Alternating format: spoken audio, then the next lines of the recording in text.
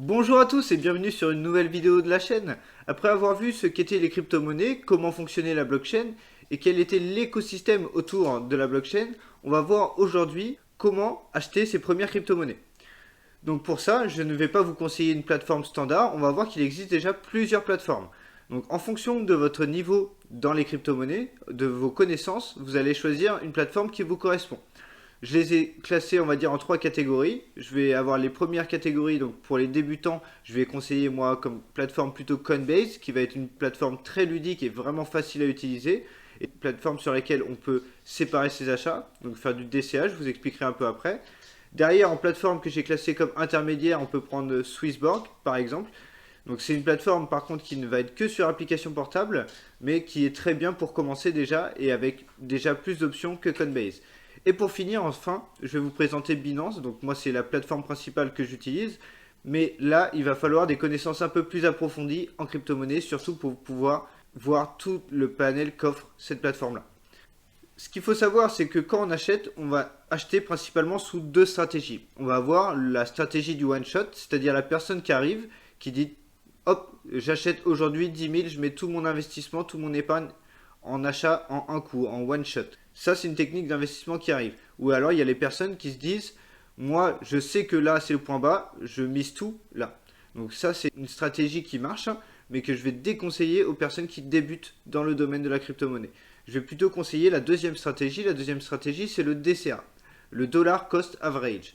Le DCA consiste en quoi? Il consiste à séparer ses investissements dans le temps. C'est-à-dire, par exemple, j'ai 12 000 euros à investir. On va prendre l'exemple de 12 000 euros. Je vais les investir sur un an.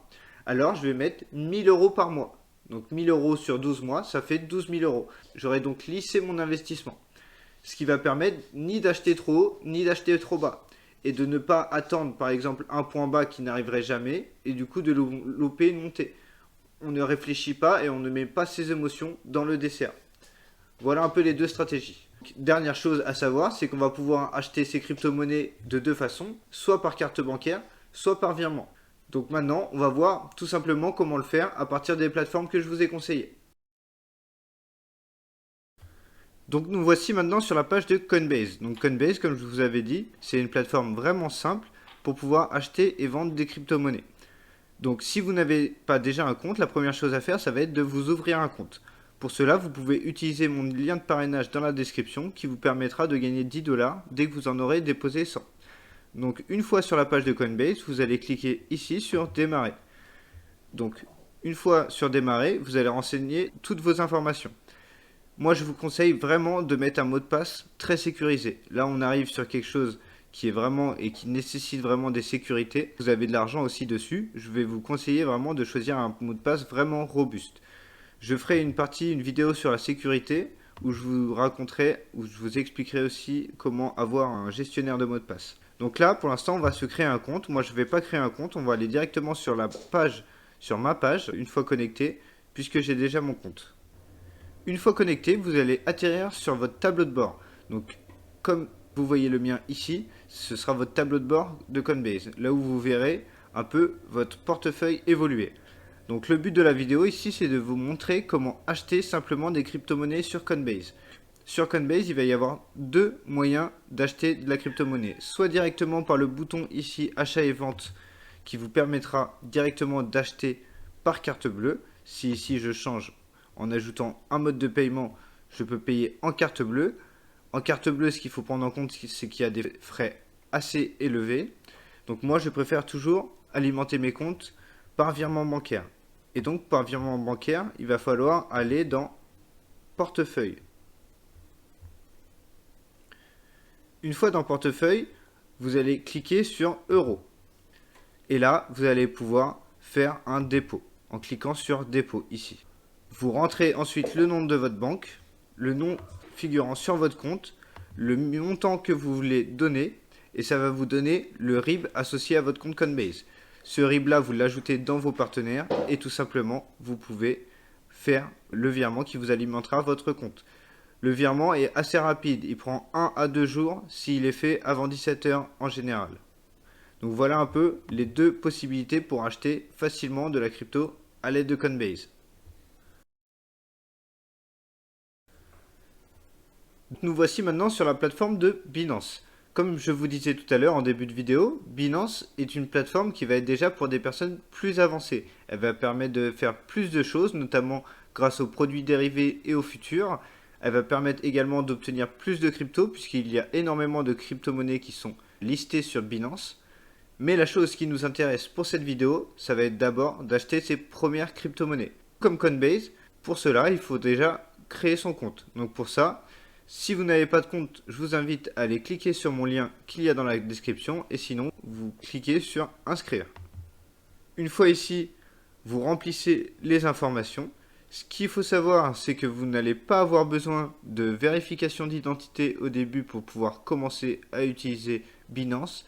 Et comme Coinbase, je vous conseille vraiment de mettre un mot de passe très sécurisé. Me voici maintenant sur mon tableau de bord Binance. Une fois connecté, vous allez atterrir automatiquement sur cette page-là. Le but de cette vidéo, comme vous l'avez compris, c'est d'acheter ses premières crypto-monnaies. Sur Binance, il va y avoir plusieurs moyens d'acheter ces crypto-monnaies. Donc vous allez voir ici l'onglet Acheter des cryptos. On va voir le dépôt bancaire, tout comme Coinbase, la carte de crédit ou de débit, donc sur le même principe. Et là, on a des options qu'on n'avait pas sur Coinbase, comme le trading peer-to-peer. Donc ça va permettre de s'échanger ou d'acheter directement des cryptos entre particuliers. On va voir le solde en cash, ça va être avec notre solde qu'on aura suite à nos dépôts bancaires et des paiements tiers à l'aide d'applications tierces qui nous permet des paiements en carte bleue. On va se concentrer dans cette vidéo sur le dépôt bancaire et sur la carte de crédit débit. Donc pour faire un dépôt bancaire, déjà il va falloir que votre adresse soit vérifiée. Avant de faire ça, si ce n'est pas fait, vous allez ici et vous allez sur votre compte vérifier votre adresse. Derrière cela, donc, vous allez pouvoir aller dans dépôt bancaire. Vous cliquez sur dépôt bancaire, vous allez atterrir sur cette page. Donc, vous voyez en dessous, on va avoir les historiques qui ont été faits. Et ici, notre moyen de paiement. Donc, en ce moment et jusqu'au 28 février, c'est une promotion. Les frais bancaires sont de 0% sur Binance. Ils devraient revenir à 0,8%, leurs frais initiaux, à la fin de la promo le 28 février. Ce qu'il faut savoir, c'est que c'est une promotion qui a déjà été renouvelée plusieurs fois. Donc ce n'est pas sûr que le 28 février, les frais reviennent à un taux normal. Donc ici, vous allez tout simplement saisir par exemple votre adresse de montant. Je veux envoyer par exemple 500 €. Je vérifie que la case soit bien cochée et je fais continuer. Je vérifie bien, donc quand je fais mon virement, que le virement est bien à mon nom et prénom. Et ensuite, je dois bien mettre en destinataire du paiement Binance. Donc je confirme. J'ai maintenant accès à un IBAN qui m'est propre et donc que je vais pouvoir réutiliser pour toutes mes transactions. Mon code de référence qui reste pareil, le même. Ces applications-là, vous devez les mettre sur votre bénéficiaire bancaire, bien indiquer le code de référence à chaque virement et vous recevez votre virement. À savoir, sur Binance, les virements sont vraiment rapides. Vous faites un virement le matin, vous l'avez dans la journée. Il y a seulement les virements faits après 17 heures qui sont reçus que le lendemain. Donc voilà, moi je privilégie vraiment les virements bancaires dus déjà aux frais. On va voir maintenant comment acheter des crypto-monnaies sur Binance, mais par carte bancaire. Donc je retourne ici dans acheter des cryptos et je vais dans carte de crédit débit. Une fois arrivé sur la page, voici l'interface que vous allez voir. Donc il se compose déjà d'un graphique qui vous permet de voir en temps réel un peu l'évolution des crypto-monnaies. Et ici, vous allez pouvoir faire votre achat. Donc si je veux par exemple acheter pour 500 €, je mets la même somme que tout à l'heure. Je choisis donc ici la monnaie, c'est dans la monnaie dans laquelle je vais payer. Donc moi ici je paye bien en euros. Et en dessous, la monnaie que je veux recevoir en échange de mes 500 €. Donc ici du Bitcoin, ça me ferait 0,0124 Bitcoin. Si je veux, moi, de l'Ethereum, par exemple, ça me ferait 0,346 Ethereum. Ensuite, ici, vous pouvez mettre votre carte bancaire ou en ajouter une si vous n'en avez pas déjà mise. Et ensuite, vous pouvez cliquer ici sur Acheter Ethereum. Ensuite, on va vous demander de confirmer votre commande. Ça va vous mettre les frais que vous allez prendre. Donc c'est pour ça que je préfère vraiment de le faire par virement bancaire, puisqu'on peut voir et on remarque facilement que les frais sont élevés. 10 € de frais pour 500 € de transaction, ça fait 2% de frais. qui est 0,8 en temps normal par virement bancaire. Et là, c'est 0, c'est même encore mieux. Une fois que je suis d'accord avec tout ça, je vais pouvoir venir confirmer mon paiement et recevoir donc ma crypto-monnaie. On vient maintenant de voir comment acheter simplement des crypto-monnaies par carte bleue ou virement bancaire directement sur Coinbase pour les plus débutants et sur Binance pour les personnes un peu plus avancées. Je voulais finir cette vidéo avec les avantages et les inconvénients que je trouve à chacune de ces plateformes.